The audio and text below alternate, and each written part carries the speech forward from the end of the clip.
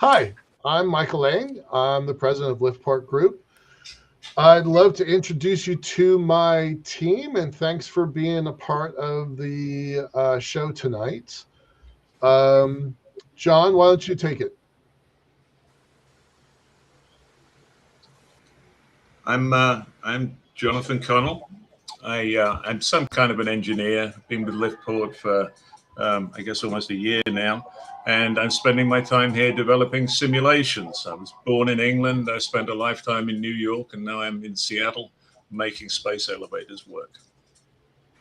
Thanks, buddy. Appreciate it. Sean, go ahead. My name is Sean Key. I used to be a banker, and now I'm working on the financial side of the space elevator and pretty much the commercial space industry. I do a lot of writing about it, which we'll go into detail later, and I actually produce a podcast about it, and would like to produce more. Right on. Nice. Joseph, tell your story for a sec.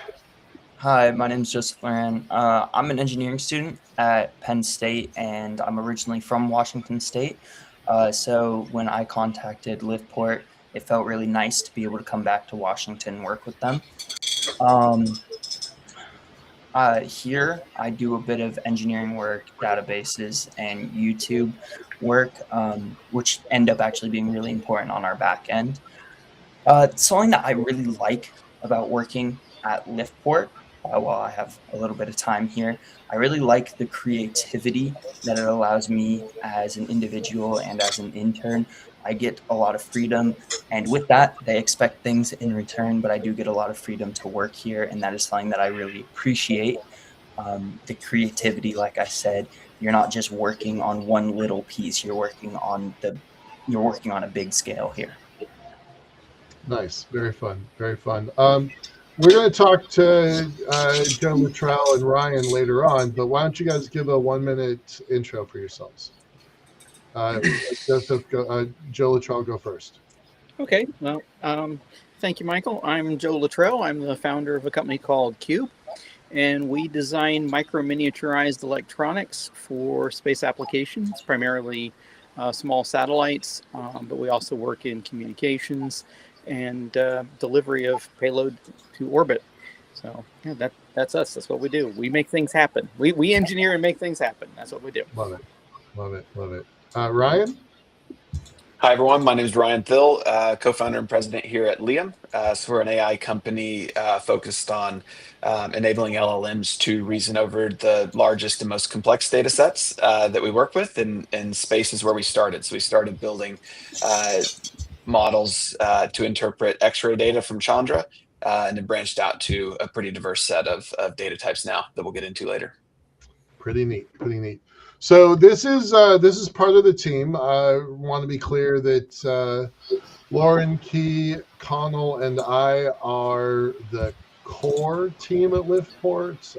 Luttrell and Phil are contractors. We've got some other contractors that are going to be joining us later. Daniel Tompkins and Andrew Parlock and Wes Fairs. So got a good team. Things are starting to happen here. I'm Michael Lane. I'm the president of LiftPort Group. I'm guessing that if you're watching this show, you probably already know me, but the short version is started out in the Marine Corps, went to investment management, went to commercial real estate, and that's when the internet bug bit and started really getting into advanced technologies in my late 20s, early 30s. I started the first version of LiftPort all the way back in 2003. So I've been working on space elevators for north of 20 years, and this is the restart of the 5th attempt to build a space elevator for me, but I'm pretty sure it's going to work this time. So happy about that. What I'd like everybody to do, if they haven't already done it, is go to the bell and click subscribe on YouTube or LinkedIn. We have a newsletter over on our website at liftport.com. feel free to jump in and grab that. We have not actually published anything yet, but put your name on the list because it's coming. All right. And with that, let's go ahead and get into the meat of today's program. I'm pretty happy we teased it a little bit last month, but I'm pretty happy to kind of announce that we're building this thing that we call an industrial infrastructure network. As we've got the band back together and put a team together, started talking to clients and potential clients, what we realized really early on that is missing in the entire ecosystem of space is a unified community that can talk about what the community needs. So we decided to build out a chamber of commerce for space, certainly for the moon, but also the whole cislunar econosphere, from the ground of Earth to the ground of the moon, the regolith of the moon. That whole region needs to have a place that it can talk to each other. And what we're doing different, there are other organizations out there that do something.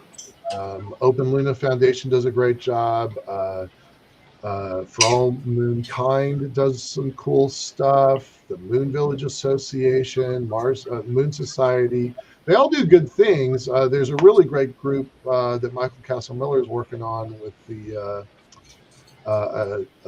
cooperative, Lunar Development Cooperative. They're all doing different things.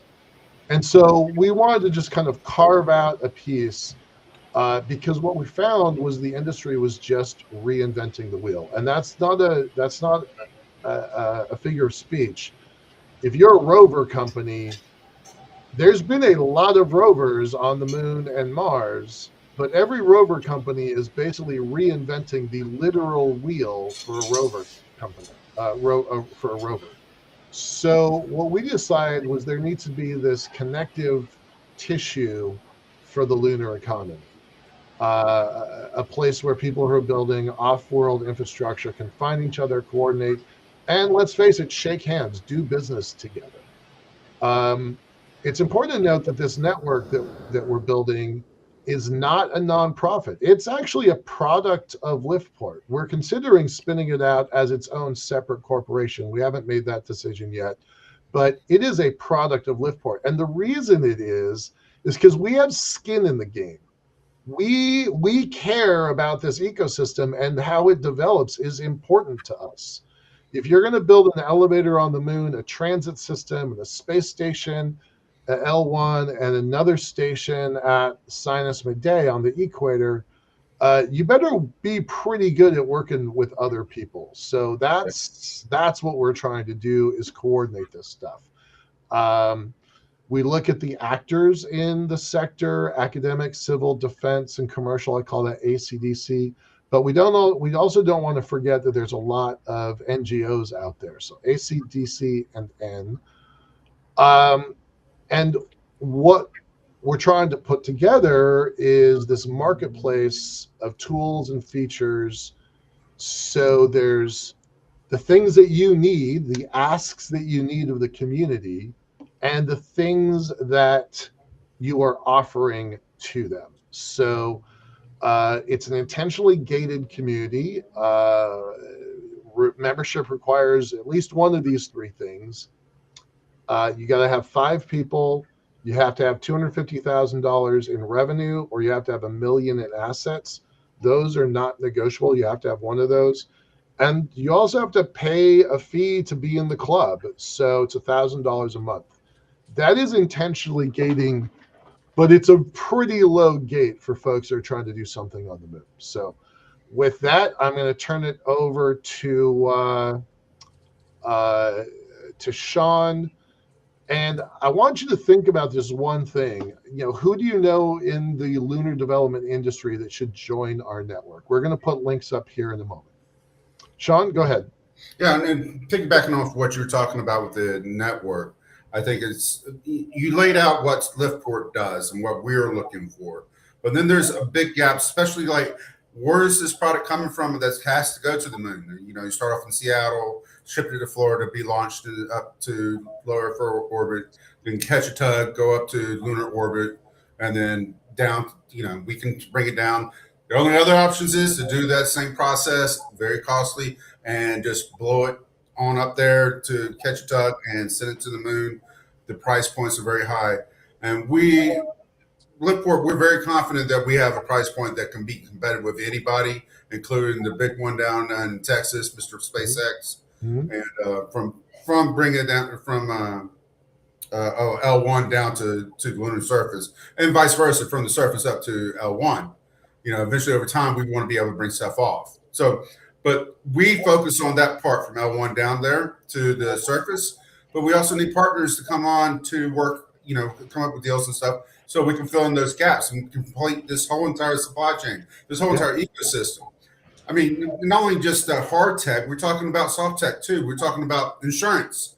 Prime example. Insurance is very important. Insurance pretty much is going to help us figure out what the standardization is going to be. I can tell you that right now. That's one of the key drivers I see coming.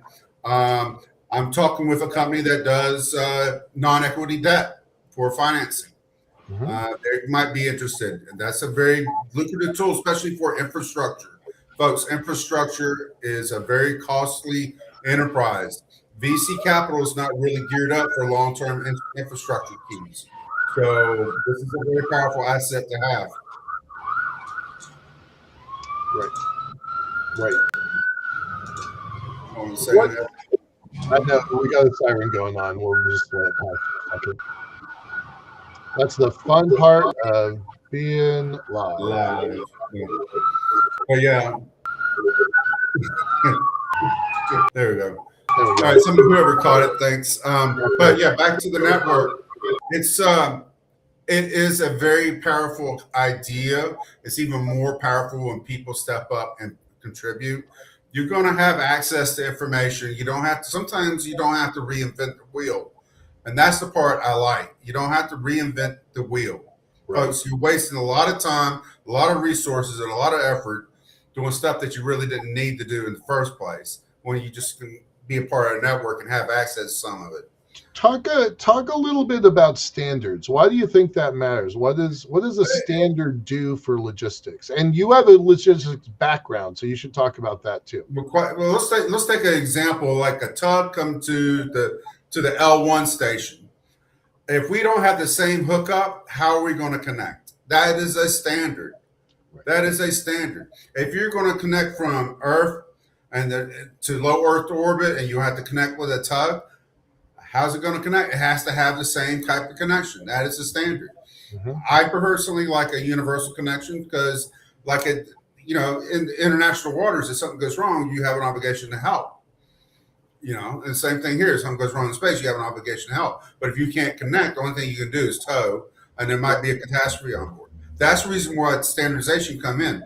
Just like in shipping containers. It was whenever the military made the shipping containers come up with the standardization, the standard height to be placed on a ship, that's when global trade exploded. And I would also point out something. All these people that predict where we're going, that's a very hard thing to do because before global trade kicked off, nobody knew.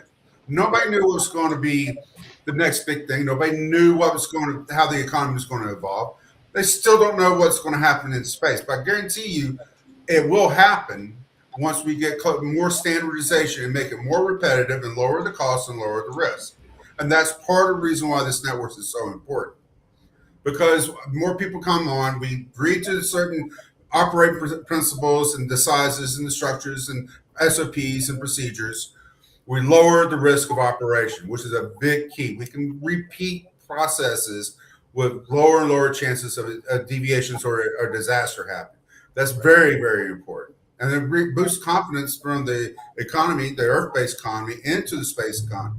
And then especially when we can start returning products back, though that's going to lock us in. That down mass is one of your sweet spots. That's an area that you've always absolutely been. I'm not the only one. I know. His name. We're gonna be talking to Andrew Parlock here in a little while, specifically about Dan Mouse. So Yeah, yeah, and down mounts is important because it closes that economic loop. right on. You know, it makes it reciprocal. No longer is it are we sunken costs into basically an expedition. Now we have an economic chain going, and that's important. So Right on. yeah, and that's the reason why I see the network is very important. Awesome. All right, we're going to bring on John to talk about the how of the network. Thanks. I just disappeared, by the way. Sorry, my I don't know what happened. Like, never happens. It's all good. It's all We're good. on air You're on and it time. disappeared. No worries. No worries. Okay, so the framing of this is stone soup to space, which is one of my fellow countrymen, Shakespeare, wrote a play around that. The premise is it takes a village to build a moon. Whatever company you're with the possible exception of one or two, you can't get there on your own. And the best you can hope to do is replicate the work of other companies, invest millions and millions and millions of dollars in developing equipment that somebody's already done, and wasting money and not getting there quickly. So the idea is that sharing of information, audited membership with very high walls, sharing of information, and controlled sharing of information. So if you're CMCC, you won't be able to give information to somebody else that isn't CMCC level 2. And you can decide who sees the print of your detumbler system. Typically, if you're designing a satellite and you want to get a drawing of that star tracker or a detumbling system, it takes a month. It takes more than a month. And you've got 2 presidents have to talk usually. And then finally you get a drawing, which you should have got 5 minutes before. We're trying to remove that delay to get that information. And again, it's a walled garden, so it will be secure and nobody else, you'll be in full control of what happens with your data and who you choose to do business with. So in the right way. So in addition to that, we hope to lobby and represent and initiate standards and generally push the industry in the right direction and assist groups of people to get to the moon and make the most of business on the moon. Further to that, we have some AI systems. We have 3 AI systems. We have Bike for Mind. We have Liam, one of whom's owners is in the building tonight. And we have Alexandria, which is our we have an AI that's consumed the entire output of the space industry everywhere for the past 60 years and learned it. So you can ask questions and you'll get access to papers that have never been seen before, because a lot of stuff isn't published, as you know. So we're helping to create the premier space resource of old data. And again, it's all been done before. And engineering hasn't changed. Technology's changed a bit, but the engineering's the same. It's good. The least you can say is it's good to look at how somebody else did it and learn from it and possibly emulate it. With Liam, we have a platform that will handle math very well. So it's if you've got a repetitive challenge like we have, which is stress in a flexible cable, we can turn that into a chunk of Python, sit that in the system. You can call on it in the future, and you can end up making very delicate simulations, very complicated simulations, and very accurate simulations with tools that you've assembled. We're hoping to have 100,000 files in that, and once we get enough people in there, we get the network effect. So it's not just about you and that guy you're interested in standing next to. It's the 50 other people who are talking to 50 people. And it becomes a tidal wave of information. And it becomes a real force to be reckoned with in the industry. And that's what we're looking for. To be an organization that helps you do what you do, that reduces engineering costs, helps engineering excel, and pushes forward the case to get done what we all want to get done on the moon. It's pretty powerful. The more we look at these numbers, the more interesting it gets. So, yeah. I think what we'd be interested to hear is what would you like us to do for that community, and what's needed. And we're here for you. So tell us what you would like to get out of that. If anything I said is a dumb idea, we'll talk about that. And I'm interested to hear what you've got, what would help you, because I know things would. Tell us. Yeah. We'll talk more with John and Sean and Joseph in a bit.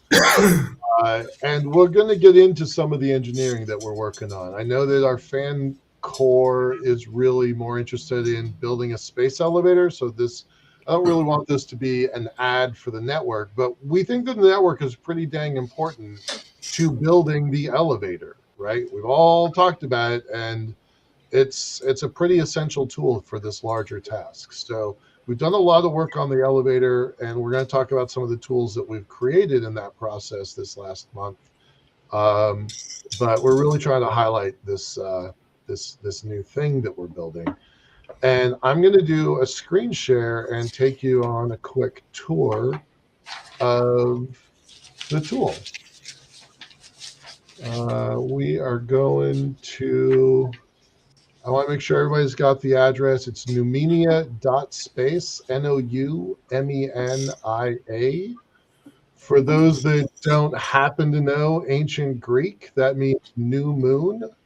It was a religious holiday, one of the most religious holidays of ancient Greece. And it was the start and the beginnings of new things. It was the way to close out old things and start new. And they had this party every month. I kind of dig that. So we're calling it the Industrial Infrastructure Network. And notice, we don't even talk about it in the name that it's a moon-focused or cislunar space or satellite-focused or space anything network. It's an industrial network. We are trying to pull in everybody that needs to go. A couple months ago for April Fools, a friend of mine, Ron Wiener, made a post about 7-Elevens on the moon and being able to buy Slurpees at the bodega down the street. And he's like, if we have elevators, we can have bodegas. So he referenced us, and that was a pretty fun post. But the reality is someone is going to sell duct tape on the moon. They're not ready to do that today, but we want to embrace that larger ecosystem, that larger culture. So again, we're going to talk about academic, civil defense, and commercial. We're definitely very interested in bringing the finance sector into this. That's a legit push that Sean is bringing to the table. You can't do this without the defense and the civil sector involved. You certainly wouldn't want to do it if the academic sector wasn't involved.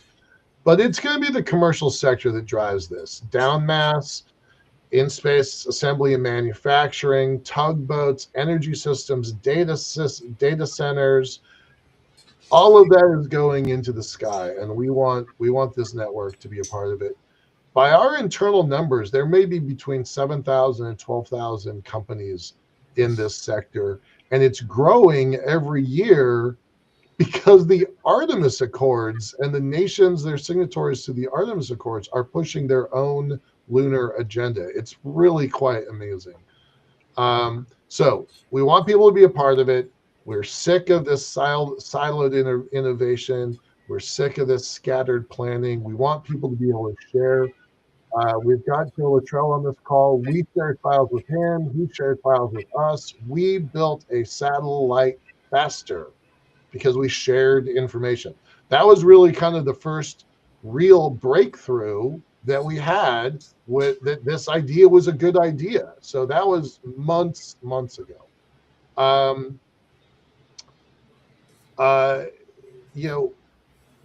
We talked about it's not a nonprofit and it's not a trade association. We are trying to, earn money as a revenue source for the elevator. Now, is this revenue source big enough to build an elevator on the moon? Absolutely not. We're not trying to say that.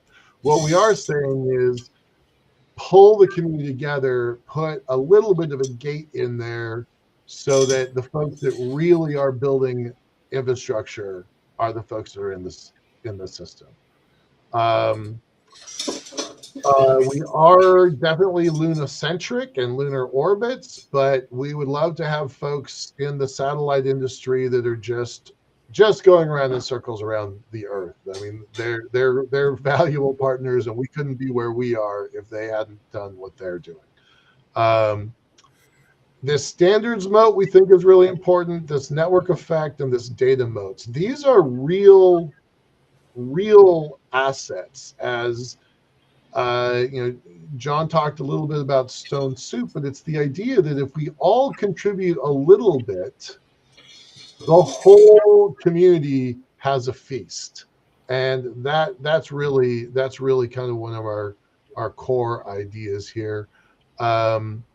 It's not a pay-to-play environment. Being a gate is on purpose, but it's definitely hardware first. We want the folks that are building hard things in the sky. And then this member piece, I kind of think is a big deal. First of all, there's an application process. And the reason we're making people jump through these hoops, 5 people or $250,000 in revenue or $1 million in assets, this gate is structural, right?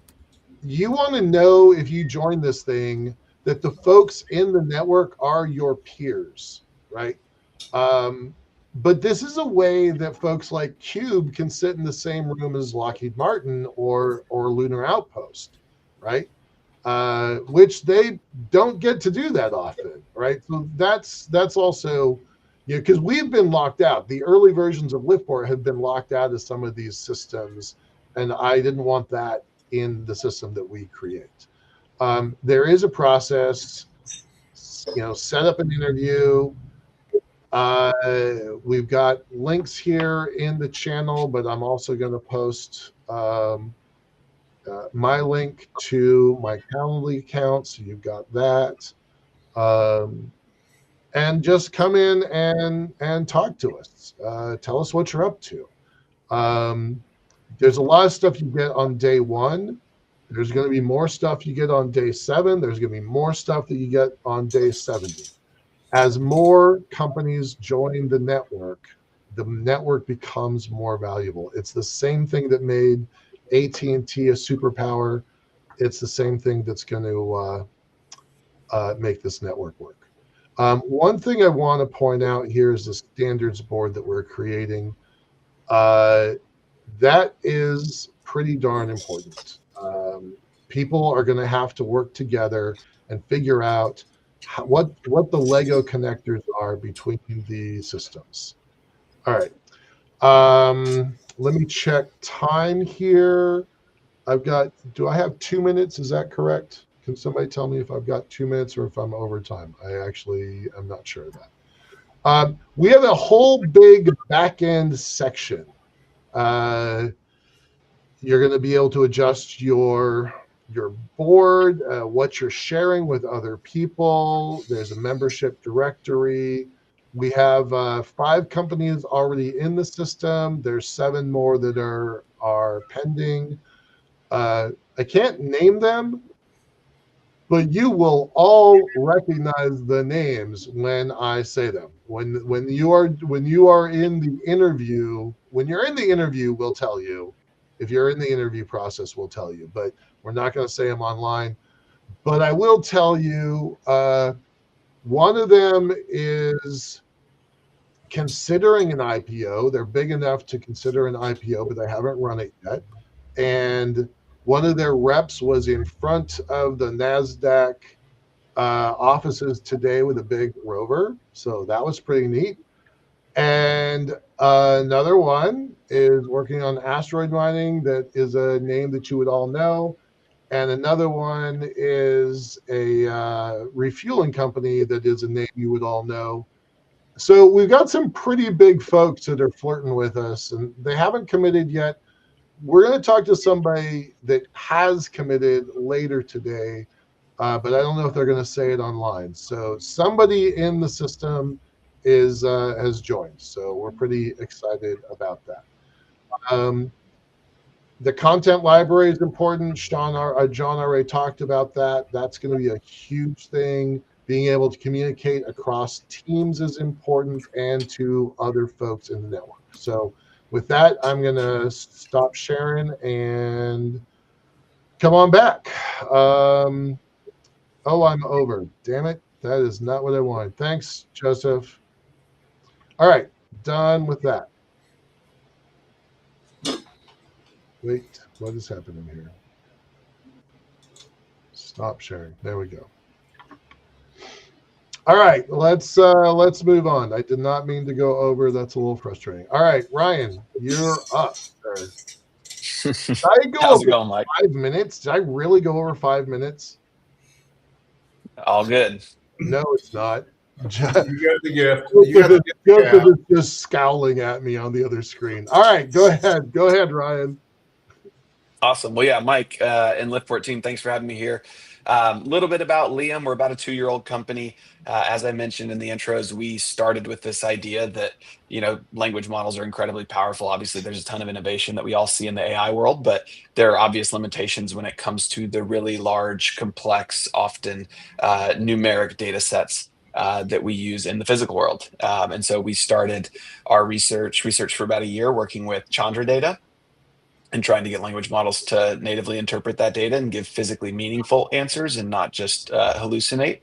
And we essentially abstracted up the patterns that we found in that research and built it into a platform that we call Liam, so that it is available to anyone who's a subject matter expert in their domain, who wants to do real data work in a way that they can trust and rely on the answers. And essentially, Liam's an AI platform that is collaborative and makes that easy for folks. Love that. Love that. Talk about it a little bit about its history and its use cases and why math. Yeah, so like I said, been around for about 2 years. We actually just officially launched a little over 2 weeks ago now and made it publicly available. We had it walled off for quite a while because Liam has a code execution environment and scalable compute in the background. So the user doesn't see that, but that's one of the things that allows us to work with, gigabyte and terabyte scale data sets. In terms of use cases, it's very broad. So like I said, we started in astrophysics working with Chandra data. We've gone multi-wavelength. The next step in bringing it down to Earth was, telescopes look out at space, satellites look back down at Earth, but it's very similar data. And so we do a lot of work with NOAA data, North Carolina Institute for Climate Studies, and some of the research that they do there. They're using Liam. And then, as we started to look across industries, we have a lot of subsurface use cases. Similar, very complex physics-based data sets, like a 3D seismic cube. Underground, not underwater, right? We have both, but primarily, subterranean, I guess you could say. Okay. So yeah, these are 3D seismic cubes, 10 to 100 gigabytes, low signal to noise, difficult to work with. And oftentimes you want to enhance those with other information like well logs that give you ground truth values and other things. So, Liam can actually work with the data, and we have a data set builder that'll help extract and essentially create materialized views for what you're looking for. We also have the ability to blend data. So when you're trying to take, going back to astronomy, it's like multi-wavelength data. I want to take optical, I want to take UV, I want to take X-ray, and combine that into, one feed for insights that I can get in natural language.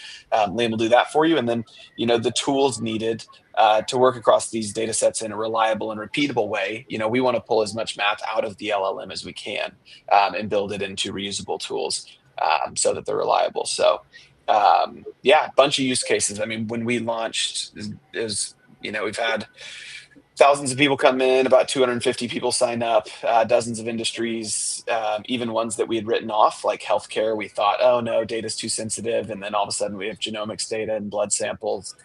We've got a lot of interesting non-destructive testing use cases, semiconductor manufacturing, stuff like that. And then, of course, in the space industry, right?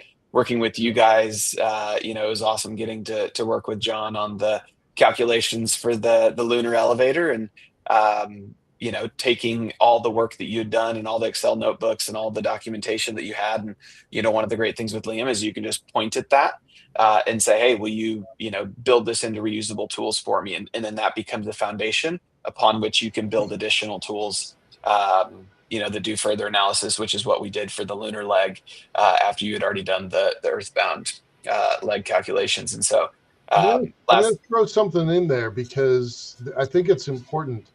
We tried that. We tried using some finite element analysis tools, and nothing would scale to the length of our system. We're talking about a 150,000 kilometer piece of string. Nothing would scale. There were no tools that would allow us to do that. We had to invent the tools and then use them, and Liam was a big part of that. So serious kudos to y'all for that. That was a hard problem that y'all cracked like super fast. Yeah. And Ryan, we're also still talking about something about financial modeling too. That's another opportunity for you guys. Yeah, absolutely. I mean, there are a ton of use cases just across finance that make a lot of sense for Liam, especially when it comes to combining financial data with real world data where you want to do analytics on it, right?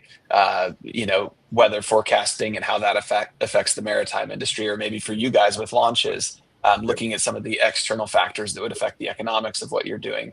And so, yeah, a lot of interesting use cases there as well. Pretty neat, sir. Pretty neat. Okay, I'm gonna kind of, is there something else you want to talk about? Otherwise, I'm gonna kind of try to get us back on track. I shouldn't have got us off track. Nope. No, good to go. I want to point out, like, this is me, officially endorsing them.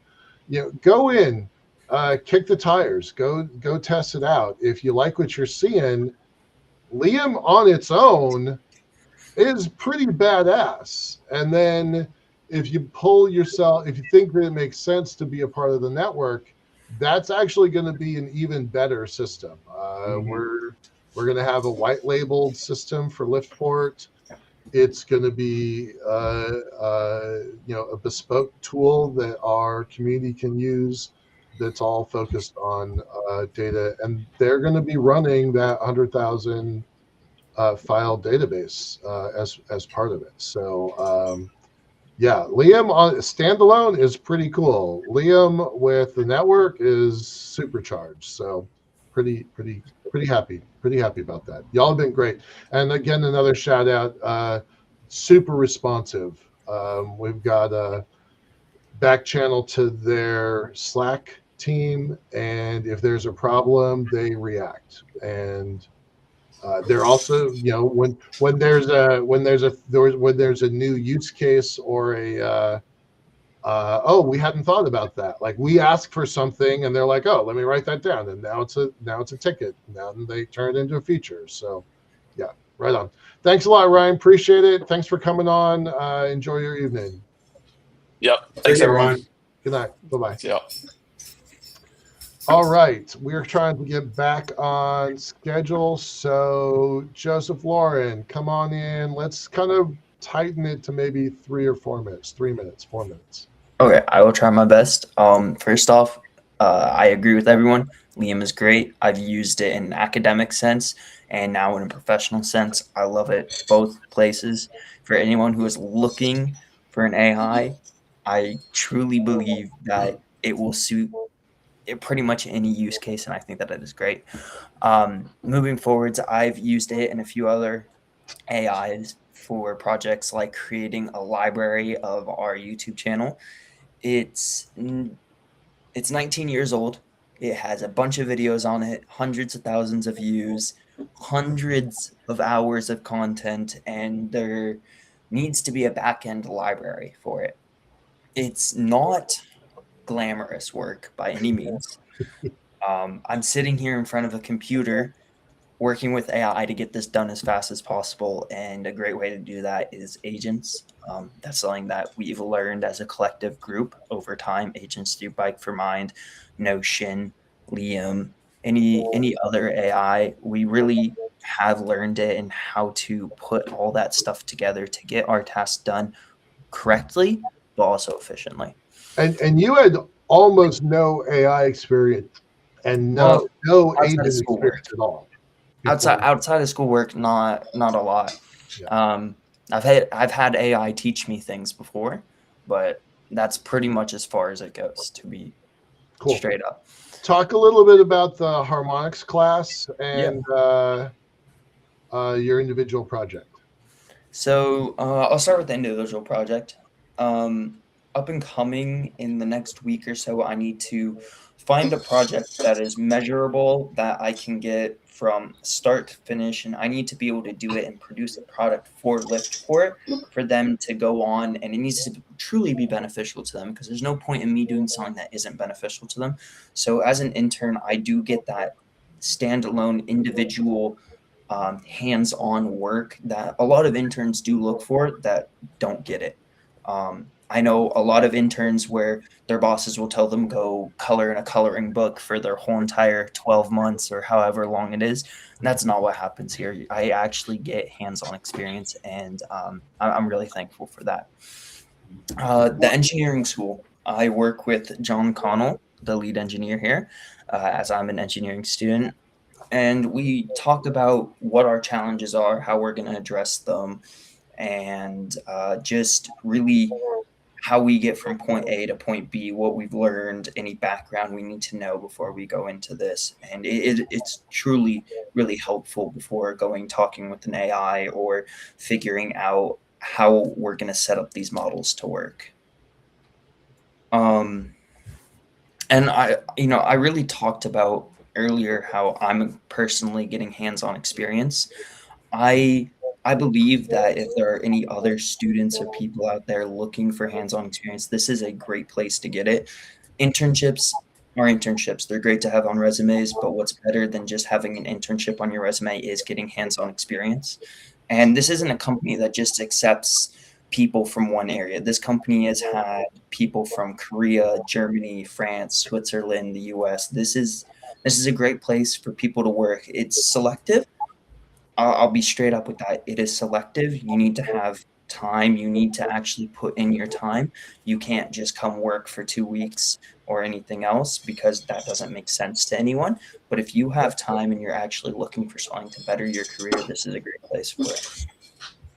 If anybody wants to come work here in that capacity, you guys should reach out via the website at LiftPort. And yeah, I like I said, I think this is a great place. It's selective. You need to have time. Typically, they're not going to take first years, as you really don't know what you want to do yet. But going forwards, once you figured out what you really want to do, this is a great place. Terrific. Thank you. Appreciate it. We've had more than 50 interns in my career that have come through our program, and we love them. It's remarkable how many amazing students come into our pipeline, and then they go out into the world and become amazing human beings. So we're very grateful to our pipeline of interns. All right. I am going to just super condense my ISDC recap. I went out to Washington, D.C. a couple weeks ago. It was by far one of the best events that I have done. It was great to see all my old friends. Joe Luttrell was there, and Wes Fares was there, and Daniel Tompkins was there. A lot of people that I already know, but really got to extend my relationships with people that and you're going to see some of those folks here on the show in the next show of the month. We made some, I believe, pivotal handshake deals. Now we're in the process of writing up contracts and paperwork. So hopefully I'll be able to talk about that next month. It was a really great show. Hats off to Tom Olson, who, as the director of the Center for Space Commerce and Finance, who sponsored us to go out there. That was really great for them. Appreciate that. Yeah, I'm gonna just yield back some of my time so we can get back on track here. Let's bring on Sean. Yep, exactly right. Well, let's bring on Sean and talk about better futures, clients, and reach, sir. All right, I'd love to, but I want to piggyback on Joseph or Lorraine for a minute about being an intern. Sure. Working with AI and getting that experience is setting that young man up for his future. And if you're going to have an intern, get them experience behind AI. If you care about the future, you get them behind AI. Let them learn how to use it and optimize it and how to protect from bad information coming out. Right? That's key. Yep. That is very much key. But yeah, spot on. And that's kudos to Michael's leadership right there. But it's also it's great on him. I'm very proud of him. And I wish him the best as he continues on with us. But let's talk about better futures, which is what we all are here for, better futures. A better future. Anyway, so at Better Futures, I'm in charge of the media part. And let me pull up my notes real quick because unlike these guys, I'm on vacation. And good for you. Seeing your son in sunny Las Vegas. Yep. Okay. So with Better Futures, what we do, we produce podcasts. One of our flagship podcasts is with the very same director of the Center for Space Commerce and Finance, Thomas Olson. We produce the Unknown Quantity podcast, which is a podcast is about the intersection of money in space. Great show. I recommend people to come watch it. It's about 30 minutes of news and 30 minutes of interviews with interesting people from around the industry on both sides, either entrepreneurs or investors, or money, or policymakers, but mostly those key parts right there, the money part. We have Daniel Tompkins on, who's going to be on the show tonight. That's been on the show before, and so has Joe. Joe, he can tell you some stories about us. Great guest. So that's what the podcast is, and we're working on discussing ideas. We submitted to other companies about doing conferences. We're just waiting for feedback from them, what they're looking for exactly. Kind of negotiation, the back and forth negotiations of what that could look like. And so hopefully we'll get some more progress there in the future. And so that's where we're at right now with podcasts. There is an open call. If you have a podcast idea, we would love to have it and see what we can come up with. If you're interested in being a sponsor, reach out to me and I'll be more than happy to see about getting you to be a sponsor for the Unknown Quantity. Yep. It would be a great spot for anybody who wants to get more eyes onto what it is that you do. So it's an awesome spot to be a sponsor. Or be a guest. Yeah, and that's another thing. Be a guest. We can never get enough guests. I thank everybody that comes on. We do this show twice a week, Mondays and Thursdays. So we run through guests pretty fast. Yes, and the quality's great. So yeah, think about it. Come on and be a guest. So that's the video side of it. The other side is the publishing side. I produce a newsletter called Better Futures Dispatch. Right now, I have 450 subscribers. And it's growing. It grows about 15 to 20 subscribers a week. Yep. So it's exponentially getting faster and faster. Yep. But it too, just like the podcast, it focuses on that intersection of money and space. I really target to people that are outside the industry with money who would like to come in. And I do it through I try to do it through a neutral lens, but I don't always come across neutral because of LiftPort. Right. And I'll get to that in just a second. But anyway, the newsletter is pretty popular. Dan Golden is a follower. Who's Dan Golden again? Former NASA administrator Dan Golden. What? A former NASA administrator reads your newsletter? Wow, that's amazing. How's that? And it's not because of my typing skills, it's because I have a good editor. Right. So, and I promote the newsletter and through LinkedIn. Again, same thing, sponsorship. You want to be a part of that. You want to get your word out there to people that have money who wants to invest in the industry. This is a great way to do it. So if you have a product out there that you need more exposure, come talk to us, me at Better Futures, and we'll find the right mix for you. There's a newsletter, podcast, a mix of the two. We'll do that. We'll work on something. We'll figure something out. So one of the key things I do use in the newsletter is I use a tier method, which is a topological structuring of the industry, and it's really basic concepts. There's tier 1, tier 2, tier 3, tier 4. Not tier 4. Excuse me, I got it backwards. Tier 0. It starts at tier 3, which is whiteboard. I have an idea. Tier 2 is development, which is what we're doing right now. Is development. Tier 1 is when you go into scaling, and tier 0 is when you're just pretty much the ecosystem.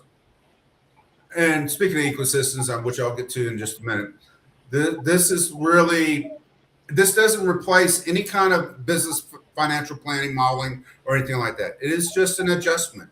And you use your standard business practices and financial models as you normally would.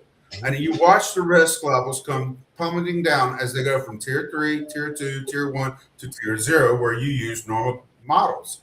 You still use the normal models in this here. You just use an adjusted risk rate of return to track it and peg it to the tier system. You got the tier sector, which you can look at the tier ratio, which you can look at as 3 sectors. The critical sectors, whatever's upstream, which is the service providers that makes the critical sector what it is, and downstream, the beneficiaries of the critical sector. So when you look at the launch industry, space industry, that they quote like 600 billion, 400 billion of that is downstream, right? 200 billion is for the launch and upstream. So that 200 billion is what goes right into the space economy. The 400 billion is what's enabled by the space economy. And so that's something that is important. And if you see where investment's going heavy into the space economy, downstream, then you can see where there's bottlenecks bound to come. And now you know what the problems are. It's an easy diagnosis when you lay it out that way. So those are the two main things about the tier method that I use. There's a couple other things, but I'm going to cut down on time. With just our last 2 minutes, one of the bottlenecks that you came up with, that you identified with the tier method, was spaceports and infrastructure. So talk about that for a second. Yeah. Downstream is getting a ton of investment, and then upstream and the critical sector was basically, New Glenn really kind of showed it when it exploded. All right, if we lose a pad, we lose capacity, and that really got me started looking at, all right, what other options of spaceports are there? And also made me look at the financials of spaceports.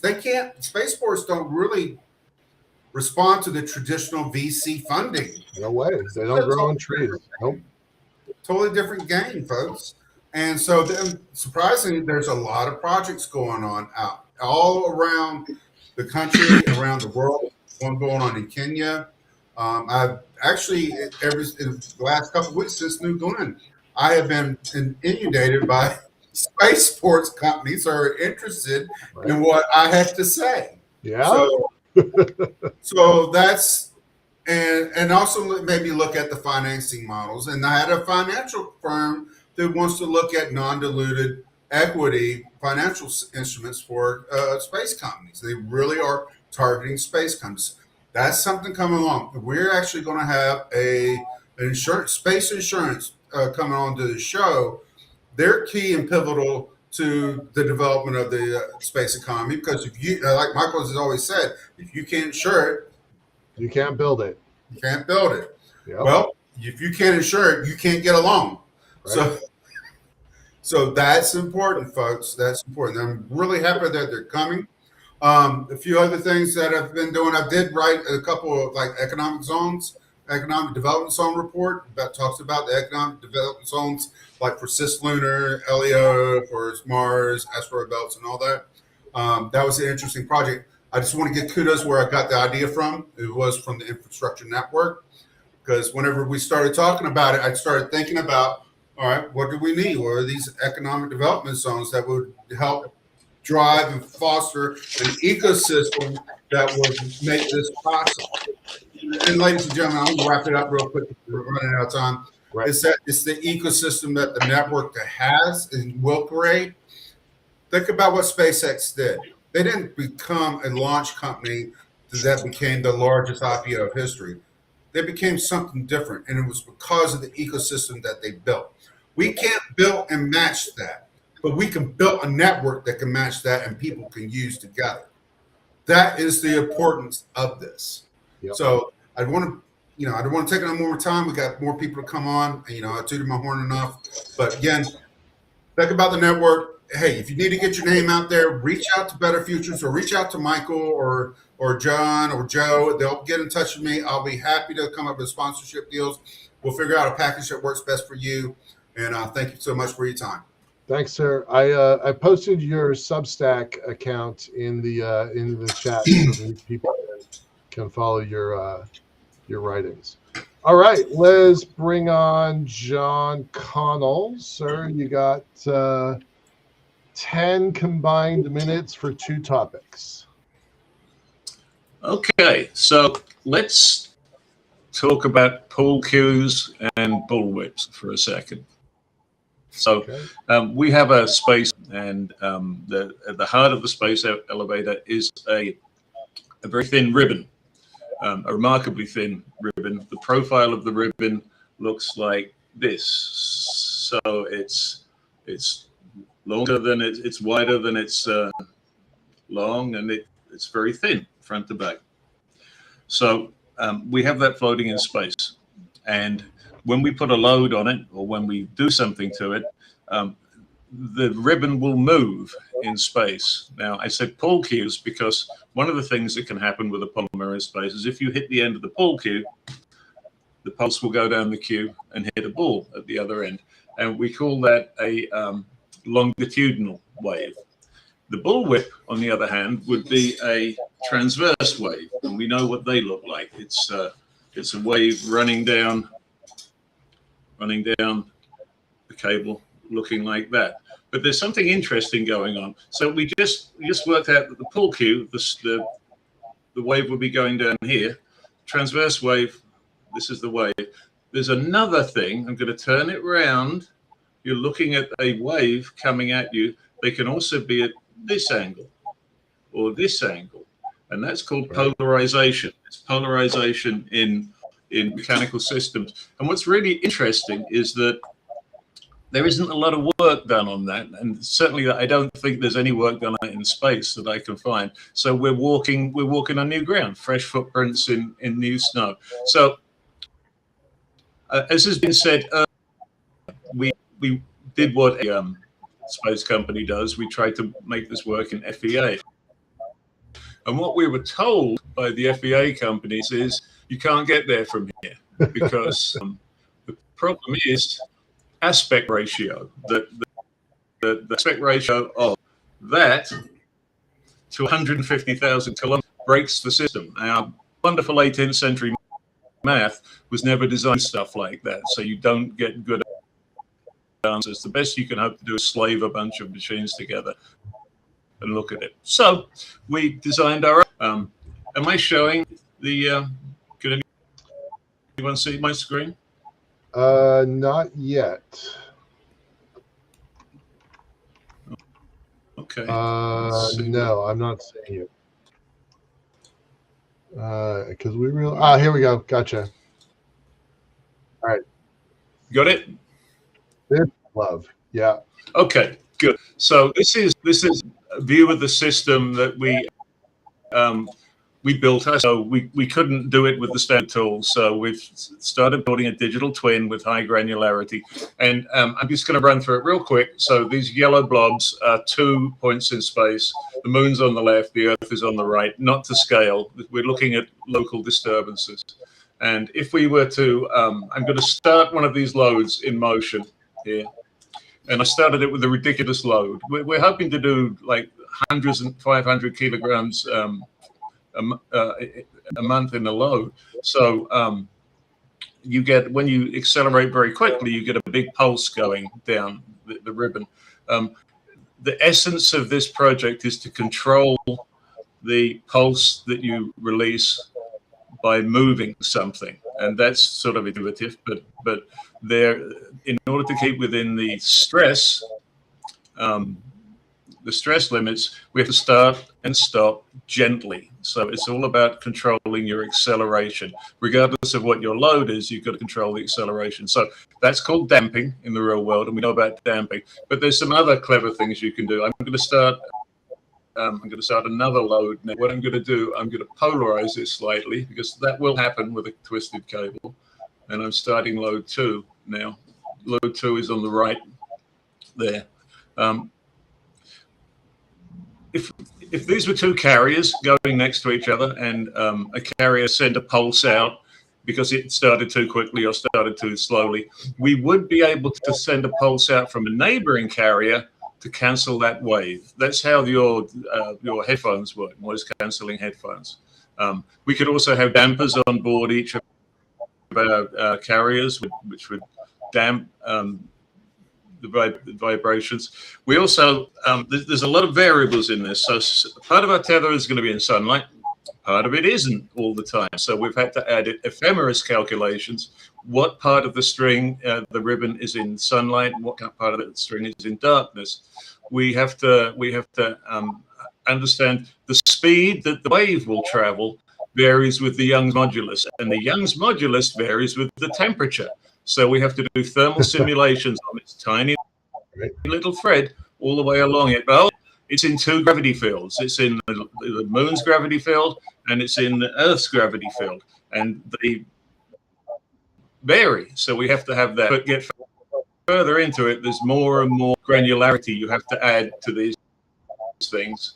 And regulation is to say, don't do that, you'll break it. So it's defining the limits of possibility. We're looking at stress in the ribbon, and this red line here is telling us when it'll break. And these 2 were set up to cause a break quite deliberately for this demonstration. But that's how it works. So how many minutes did I do? Pretty cool. You have...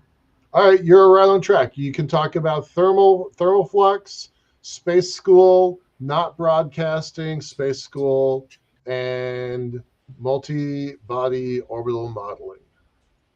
So okay, so the way okay, got it. The way we're handling this is I like my interns to do the work, because they're generally cleverer than I am, and they're more up to date on so many things. Particularly if you've got a bunch of them, they're going to be smarter than any older engineer. So I've set this up, or a version of this up, to be the base model system, and then I've handed it off to Joseph with a list of desirable features, and I've said, add them. Now we know that this needs to become a Python script, and we need to run a server, and managing the heat and the gravity it's some fairly nasty arithmetic. And we have to load, thank you, JPL, we have to load ephemeris from the net. There's a mission quality ephemeris to work out the temperature at any given point along this cable.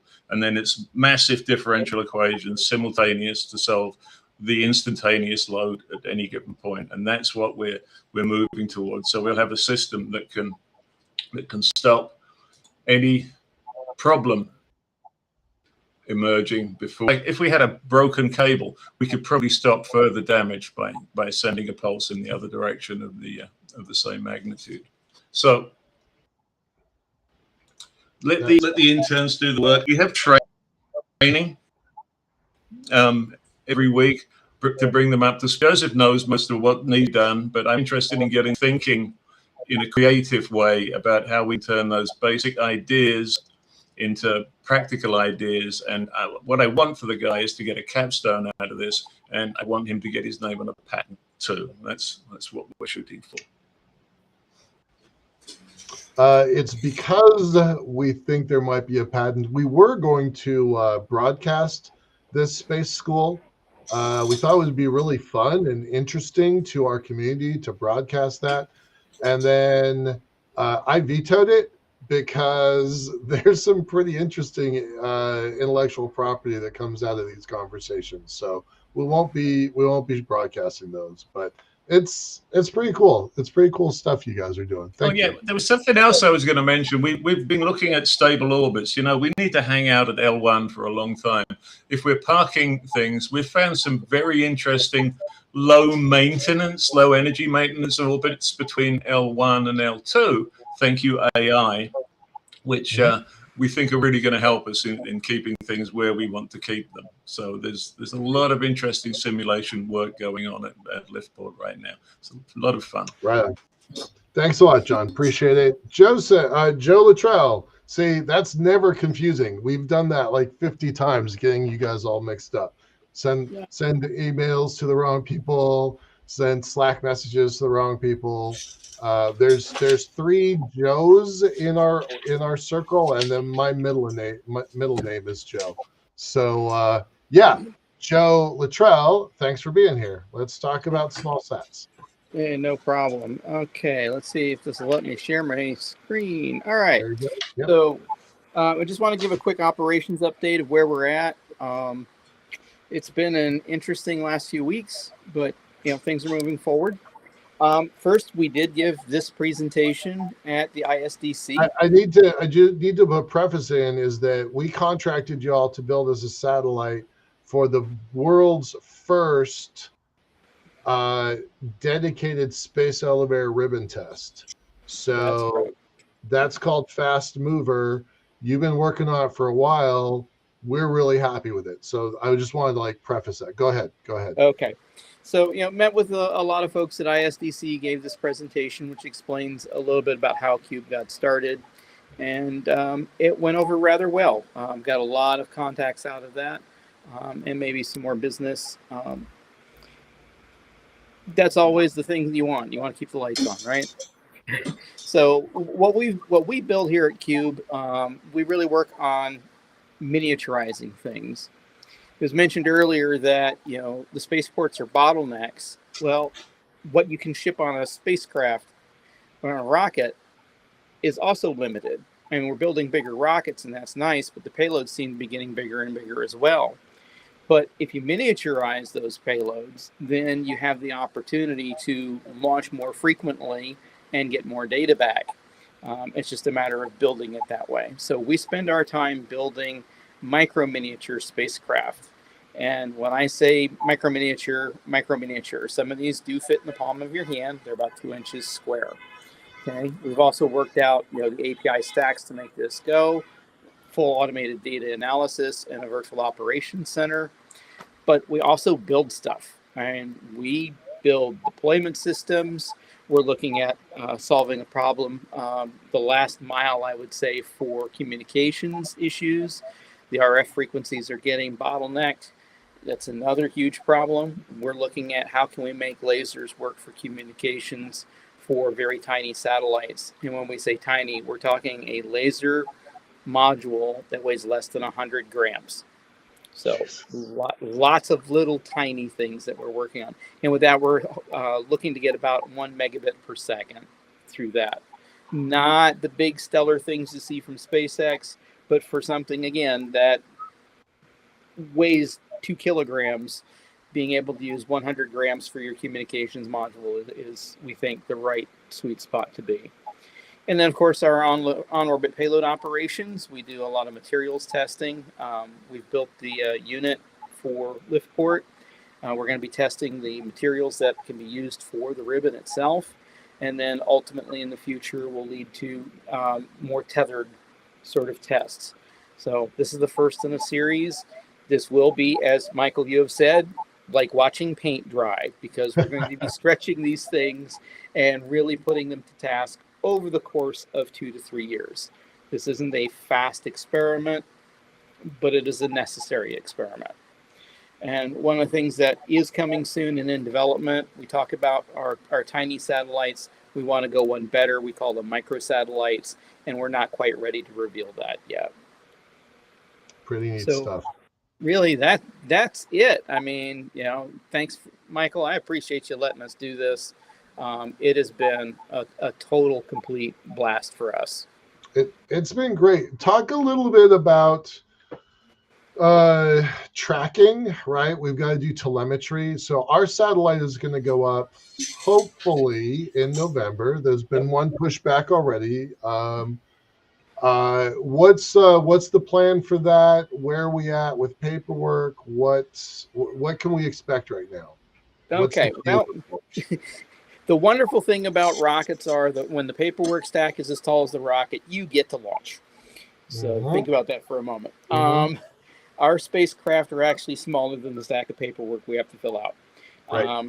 We do have paperwork on file with the FCC, with the FAA, with the NOAA, and a host of other 3-letter agencies to make certain that we make our window.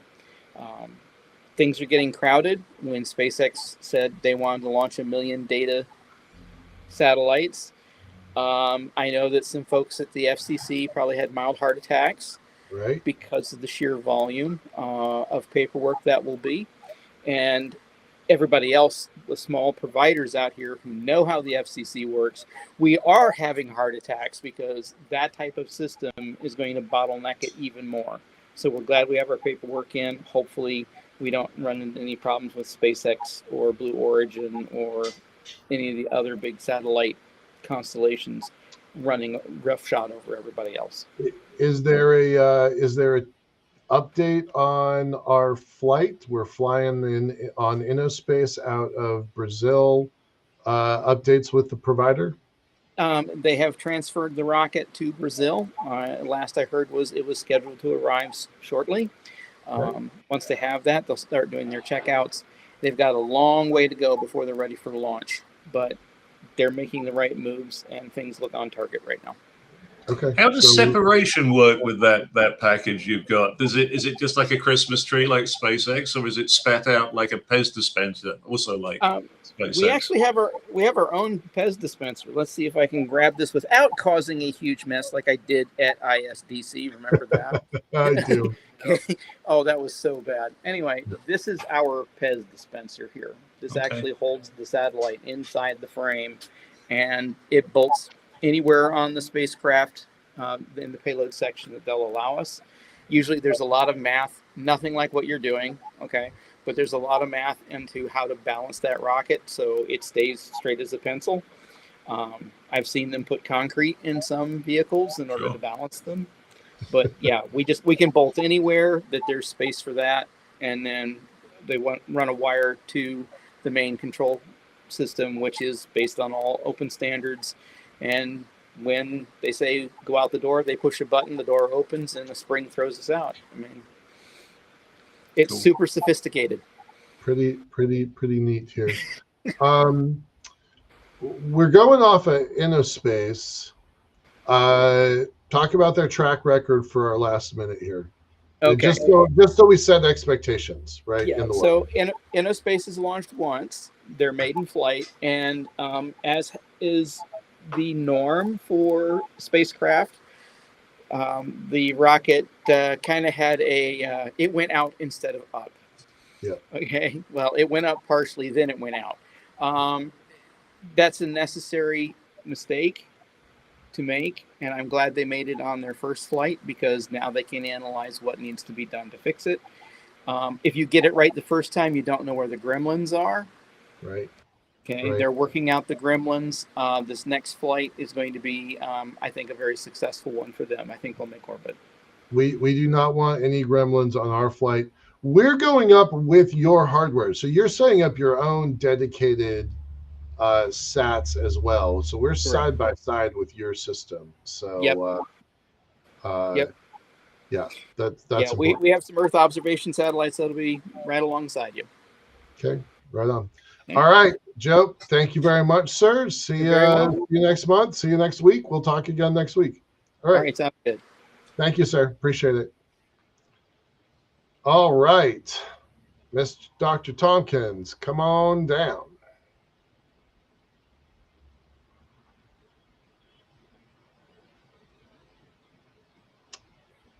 Daniel.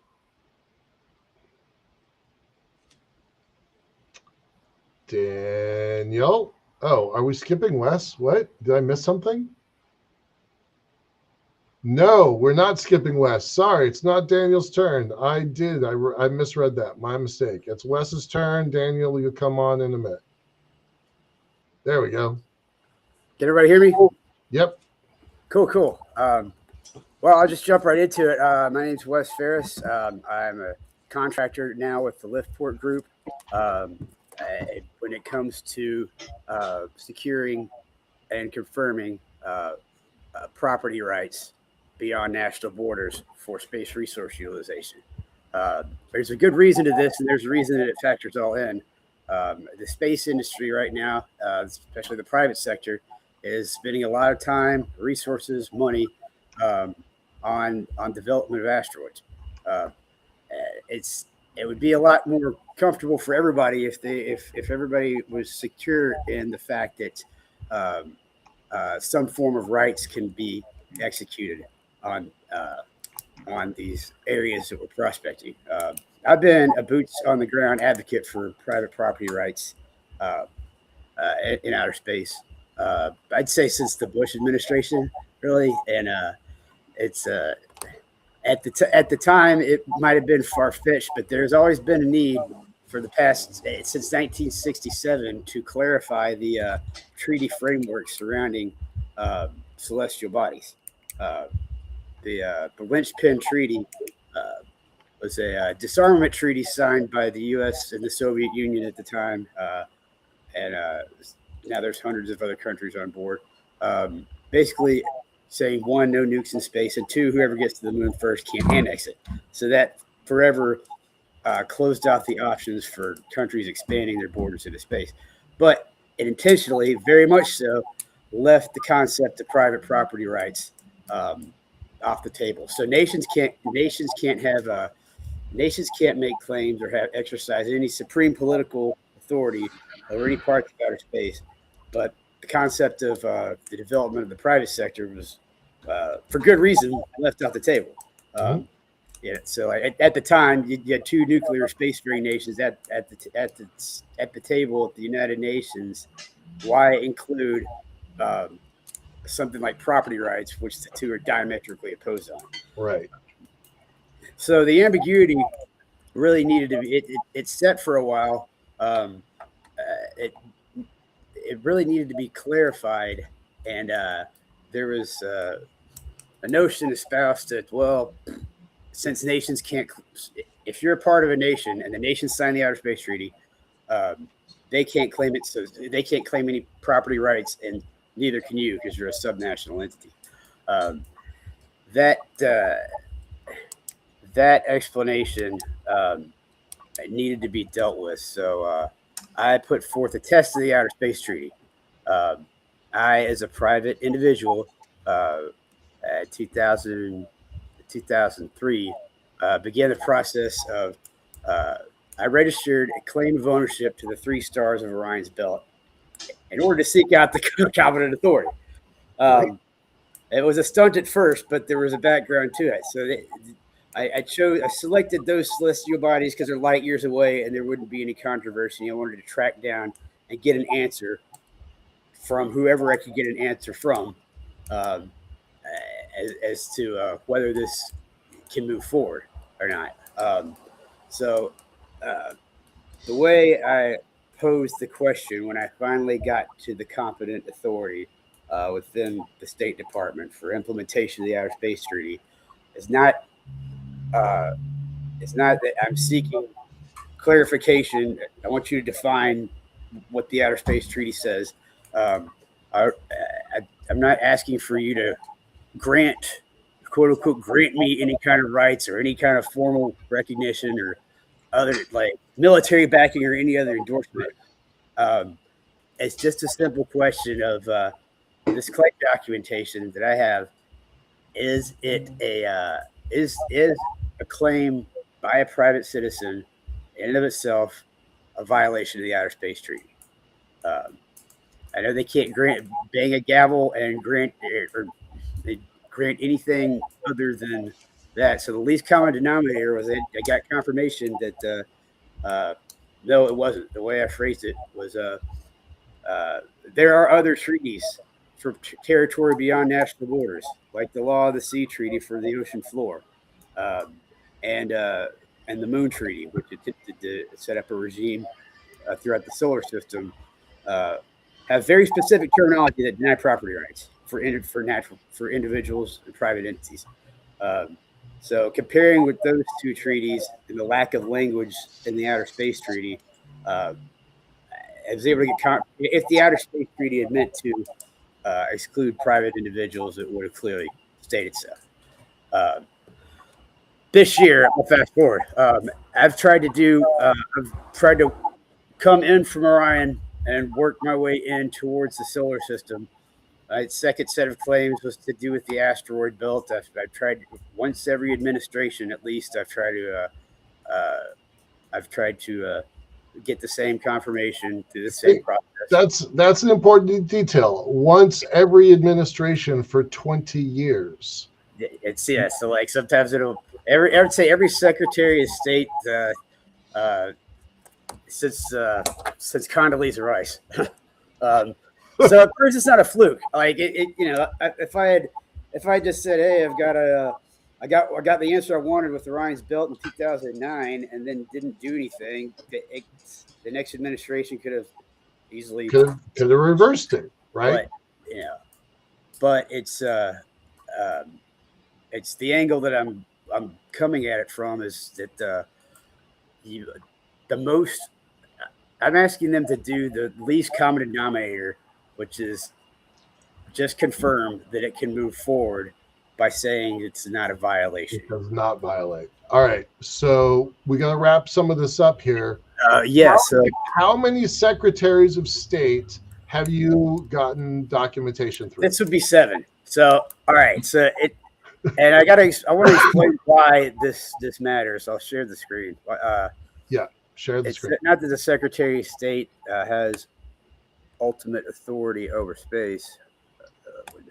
Right. That's important. The Secretary of State, Rubio, does not have that authority over space. Even as high as he is, he cannot grant a claim. Right. But once again, it's not a violation of the treaties. Correct. Are you sharing? Hold on. There you go. I've done 2 tests, 2 additional claims this year. This one, I've taken it through a process called authentication for legal use abroad, where a legal document that's going overseas has a series of certifications and signature, like notaries upon notaries from county down to through state up to federal level. That a lot of documents that are required for international use. At this point, I'll go down and back up. Scroll down a little bit so people can see the signature.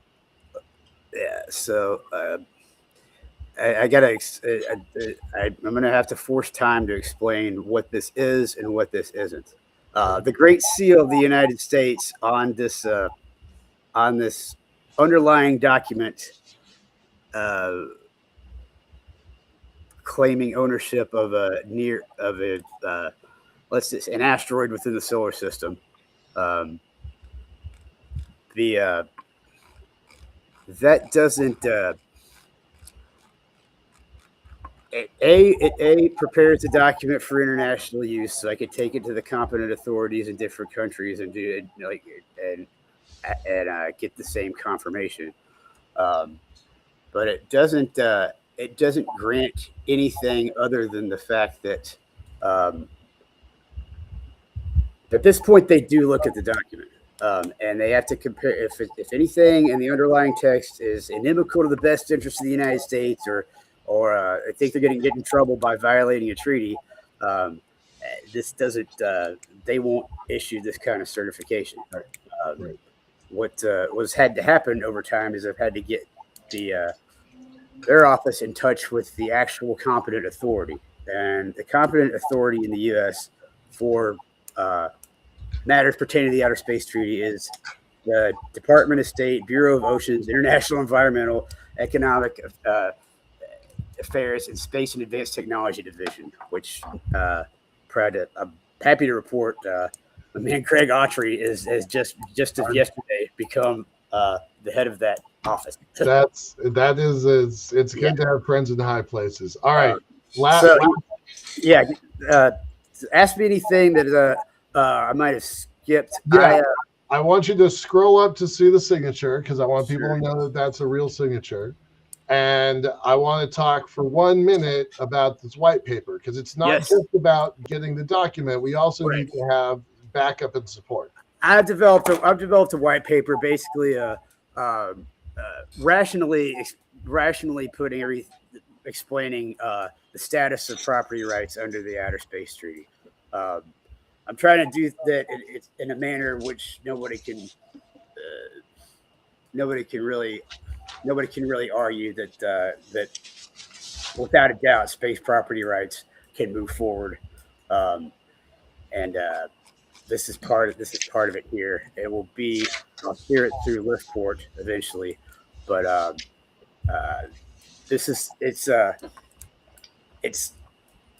it takes it from the extreme of what you might first think of somebody trying to prove a point by making an outlandish claim, but it's really very methodical step. It's a rational piece that is kind of hard to argue with, and I want to come out of this with everybody on the same page about, like, yes, this is not a violation of the Outer Space Treaty. Yes, for so many different reasons, this can move forward, and it doesn't even require a new United Nations treaty to do that. I wish I had more time. I know. All right, so I put your Space Rights LLC website up on the channel, and also I'm reminding people that our channel is here at liftport.com/contact, because if y'all are interested in submitting an idea or willing to be a signatory on this document, I think it's kind of important. So we'd love to see that. One thing I want to point out that John Connell said earlier today is, like, look, the whole world is investing money into these rocks and moons, and you want to make sure that this stuff is protected, that your investment in these things, that you are protected, right? We do not want this to be the wild, wild west. So with that, thanks a lot, Wes. Really appreciate your time and your scholarship. We're going to move on to Daniel, and thanks for hanging out. Enjoy your night. All right, I'll take it. Thank you, guys. Yep, bye-bye. All right, Daniel, sorry for the delay, sir. Appreciate your what is it, 9:30 out there for you almost. We won't cut your time. I still want you to get your 9 minutes, but I will cut a little bit of my time out of that so that we stay on track. So go ahead. What do you got? What's going on? Sure. No, thank you for having me. I didn't catch too much previously. I had to run out and pick up the kids and get back, but I guess I'll share screen here just to get that loaded. Yep. Slideshow. And of course, I can't see other people's reactions at this screen. Right. But that's okay. I know by your voice where we're going with this. So yeah, no, thank you for having me. And founder of Bromars, how to do kind of sustainable large-scale agriculture on Mars. And then just recently founded a company called Moondrops around large surface operations, particularly using multi-bases. so I guess I'll just jump right into it. Mhm. This is the basis of the basics of the idea. Having a base at the North Pole and South Pole, and doing everything in between is what's architecting this from the right. What does a whole of moon approach look like potentially? And this comes back to the doing traverses, is just that 14-day sunlit period. How far can you push a pressurized rover, and how much ground can you cover? Can you get from pole to pole? Right. And where this solves for is the logistics end of how to process your waste, how to pick up your resupply. I felt like the moon was about doing. You know, you can kind of grow on Mars, but to do everything that we want to do on the moon, how do we just go for it and do the whole of it? So I saw this as kind of a blind spot, and the numbers worked 3 years ago, and they're working even better today. So this is like another concept. This goes into a little bit more of the logistics around how it could work from a resource supply side, from waste and resource supply. Daniel, say that last part again. You kind of faded out. So this slide here represents how you can do some of that, drop off the waste, pick up your resources side at a low energetic cost. Right. So it's just real basics, not jumping into numbers or technologies or anything on here. And then specifically, where Michael Lane and I got talking about was the space elevator from L1 to 00. Is if you're doing one of these traverses, great reason to stop off in the middle as a resupply point. And it seemed like a good add-on. I probably wouldn't have pursued this without that understanding of what a space elevator could do for lunar logistics. So yay, Lunar Logistics.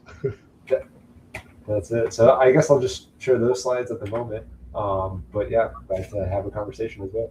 Well, okay, so let's kind of talk about this for a sec. What is it that you want to do up there, right? A base is cool. 2 bases is better. 3 bases, 1 in the middle, North Pole, South Pole, and us in the middle is better. But what is it that you want to do? Like, what set this in motion? Yeah, so just the logistics around the solar power and in a rover, just that was hey, this is doable. This is not anything extreme. It's actually, the most recent calculations is it's the same max speed of the Apollo rovers. And now it's continuous, right? And it's solar powered, but it's not anything extreme. And the slopes are all there. The illumination is there. It's looking as we look deeper into it, the technicals work better, which is always a good thing. When you start off with pretty conservative numbers and expectations, and then you dial it down and you find some opportunities. So, I want to do the whole of the moon, because what I saw again and again was, a lot of the stakeholders being very science focused at the end of the day, science objective focused, and I saw this as just something that covered everything, everything from radio astronomy on the far side of the moon to doing all those traverses, picking up all those samples, to doing a lot of things in a lot of different places. This is outside the rocket equation. You could never pick up samples, right, over a long, traverse like this, right? Using rocket technology or any refueling architecture even would be really challenging. So yeah, I just saw this as kind of outside the equation. As everyone's kind of heads down, and saw that this as kind of as I've ground away at what commercial space will and will not do, and what NASA will and will not do.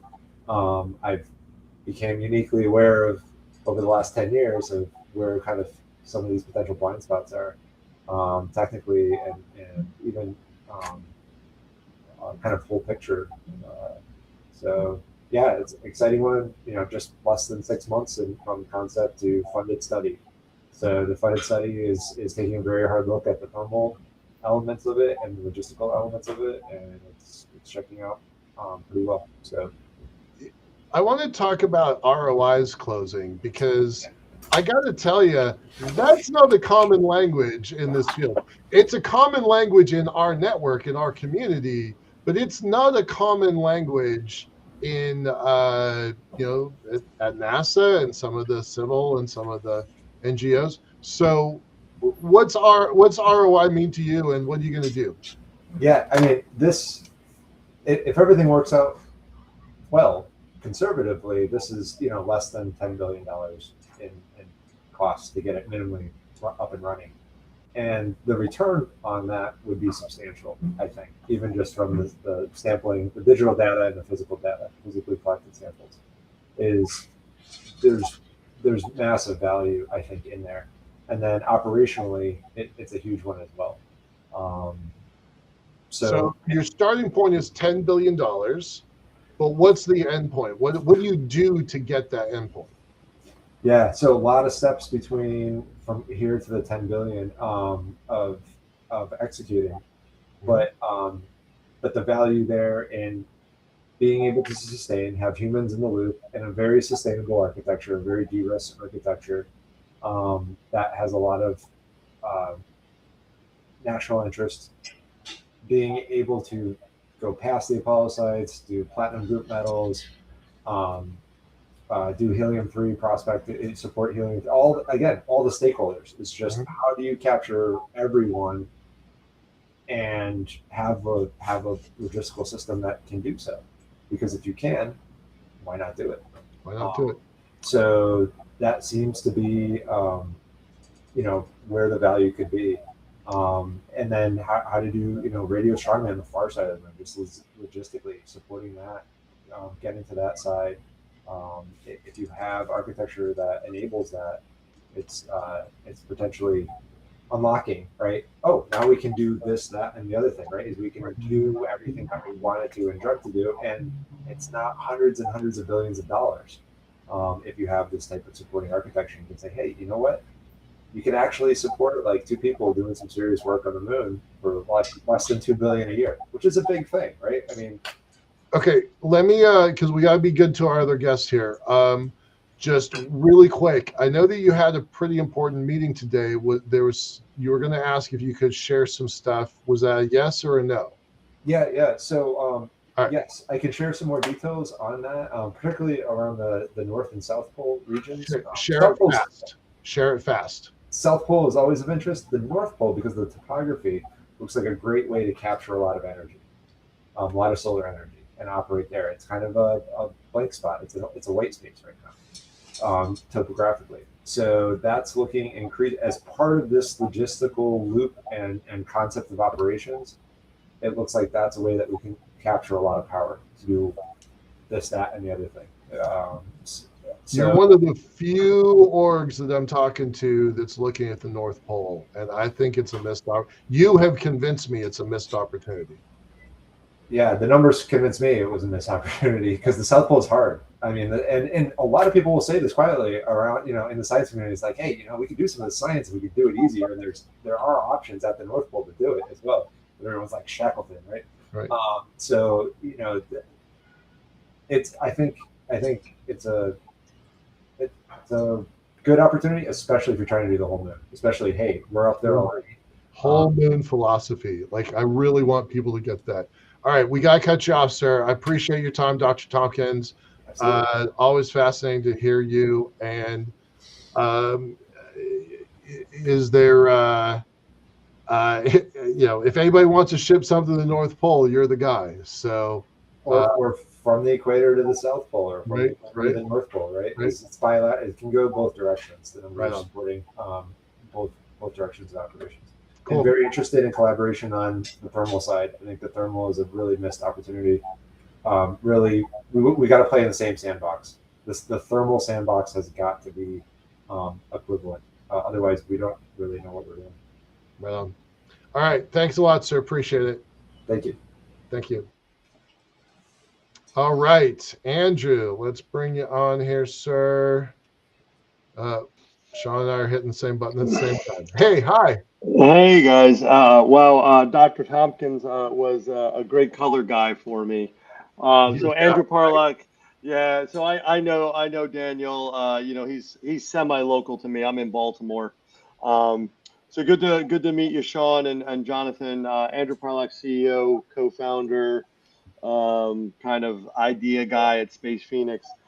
Listen, Space Phoenix wants to do one thing and just one thing only. We want to make all your lunar dreams come true, and that is, we just want to get you to the moon and get you back.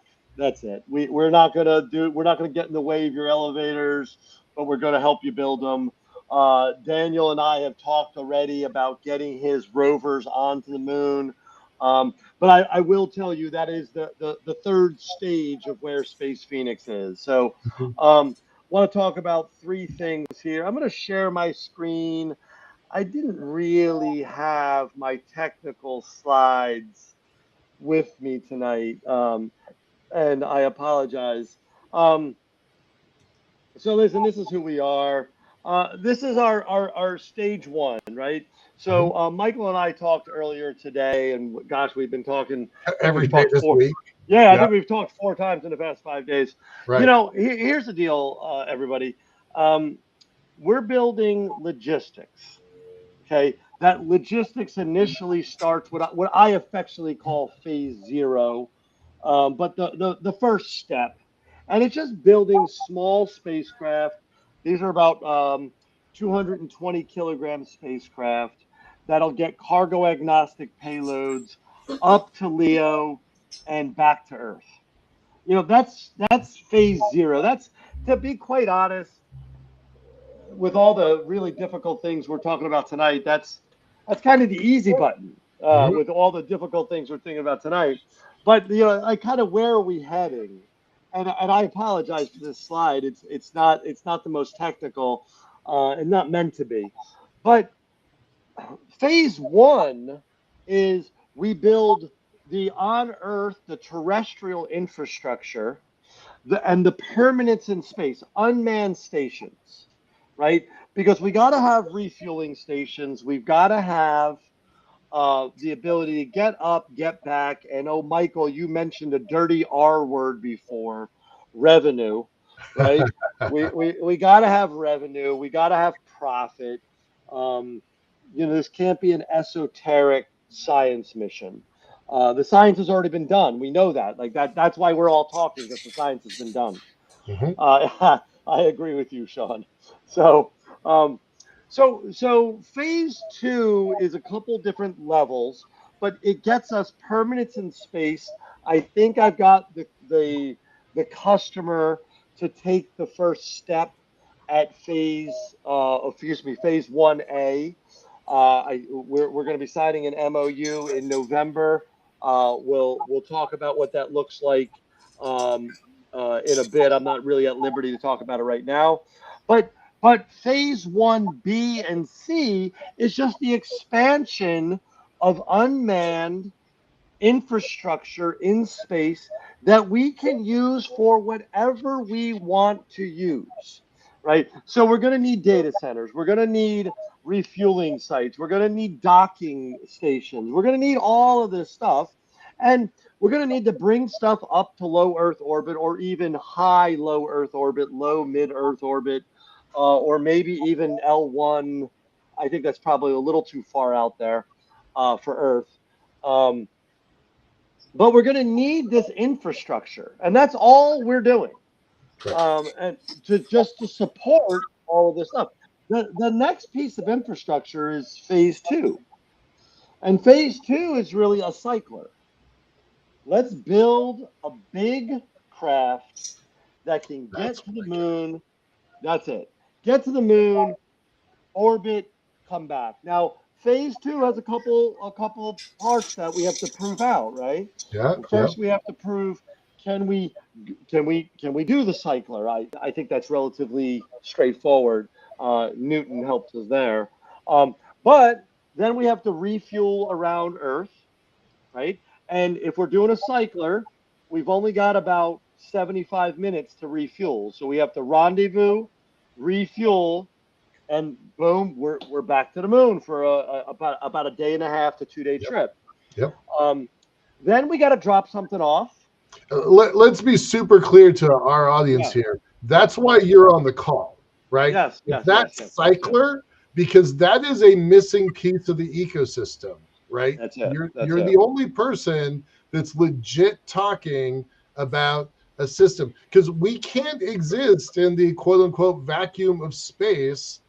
It's what we call the transportation stack. How do you get cargo from Seattle on a train That's down it. to That's Florida, it. take That's a it. dang rocket, get to VLEO, take a tugboat out to L1?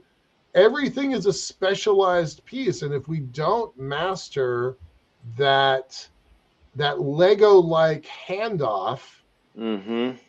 we don't get to build what we want to build. So That's it. It's we got to build that railroad, and this is why I brought up phase zero. I call it phase zero on purpose because it's kind of the basics.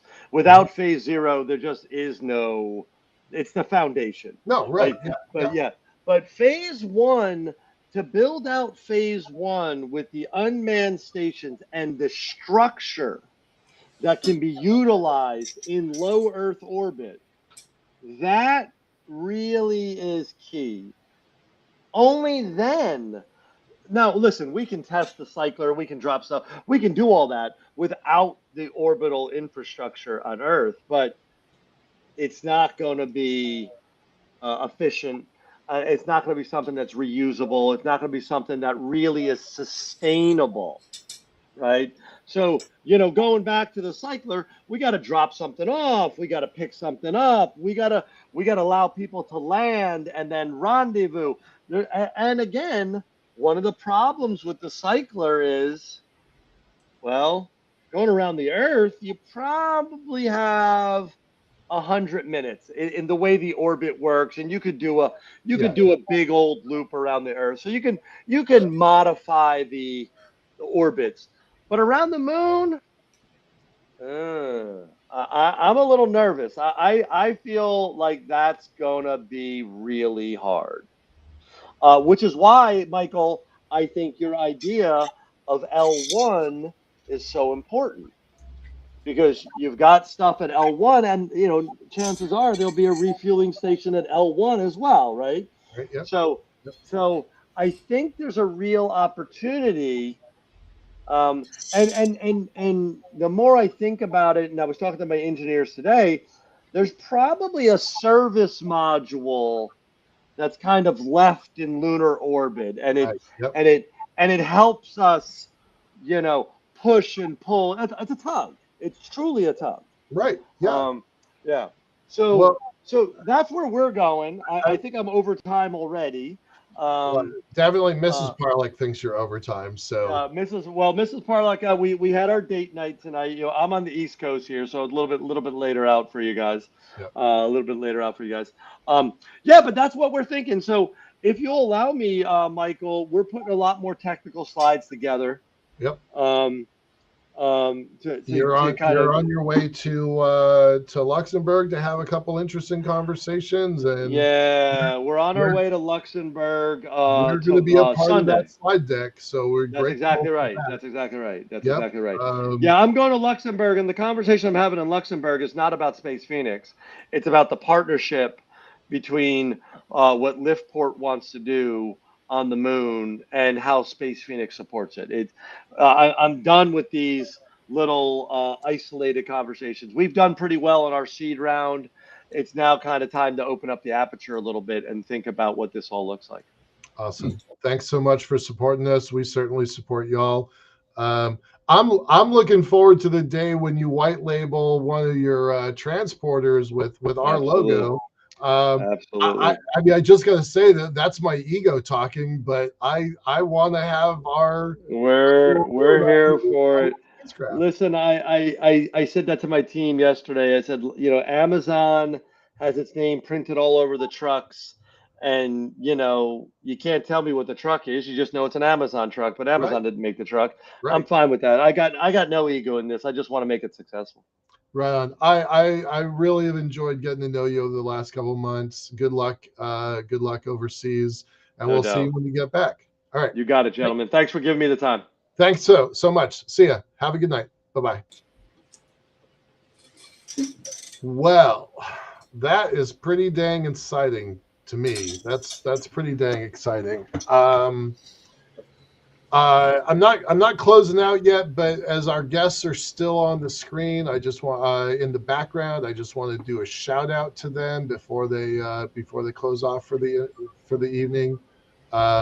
Really do appreciate all of their knowledge, their time, their wisdom, their willingness to take on these big ideas. So Ryan at Liam, Wes at Space Rights, Joe Luttrell at Cube, Daniel Tompkins at Moondrop, and Andrew Parlock at Phoenix Space Systems. We couldn't really do this stuff without you, and the whole theme of tonight's show has been around the network, right? Building this community, because you can't do this stuff on your own. You can't. It's impossible. So real sense of gratitude to all of y'all. Thank you. Appreciate that. I'm going to just talk pretty briefly about some reports that are going to go up on the website pretty much any day now. Some of y'all know that that we're pretty big fans of Peter Gerritsen, Dr. Peter Gerritsen, out of the think tank American Foreign Policy Institute. And which one is this that I'm doing? So we've got two. Wait, why is that happening here? Well, I guess I'll do this one first then. So he is taking. He's done a series. I'm going to stop sharing. I shouldn't have done that in the order that I did. He is doing a series of reports, and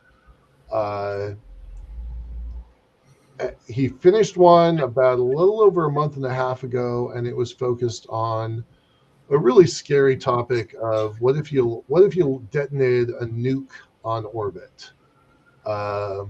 Timely, real. It's a real threat to the world. They named Russia as the potential bad guy, and it was one of the scariest things I've ever read, and I'm not kidding at all. Like, it is, to me, one of the scariest real world scenarios I've ever encountered.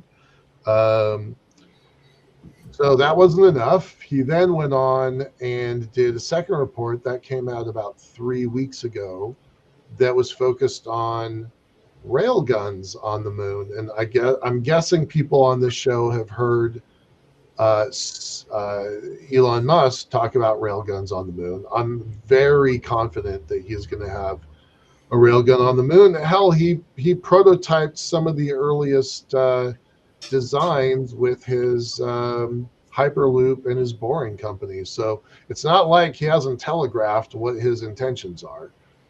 So I'm very confident there's going to be a railgun on the moon. And Gerritsen's second paper talked about that. As a giant asset to the world, but also a very scary, spooky tool that, if it's used badly, could have a lot of consequences. It goes back to the old phrase that you can crush a skull or you can build a house with a hammer, right? It's not the tool's fault how it's used, it's the people. And he talked about that in his railgun document. And so his third in the trilogy is specifically about a lunar elevator on the moon. What can we do with it? Well, for one, it's pretty hard to turn it into a weapon, which I'm pretty happy about. But also the combination, the pair of elevators to softly, gently get you down to the surface of the moon and railguns to get you off of the moon, that is the ultimate virtuous cycle.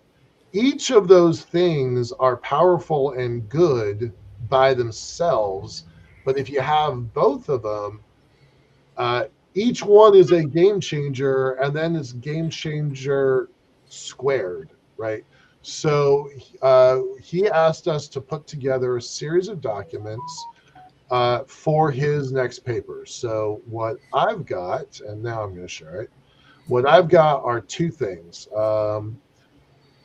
One is, what is the physics of our system? Because at the end of the day, most, I'm just going to like point out some of the topics. Well, it's a 56-page document. I'm not going to get into all of it. But at the end of the day, very few startups can claim that their defensive moat is physics, right? We get that, right? You've got two great big gravity wells. You got the Earth on one side, the moon on the other, and you build a ladder in between them, right? That's physics. Where you put this thing on the Earth side, on the lunar side, where it lands at the Lagrange point, that's physics.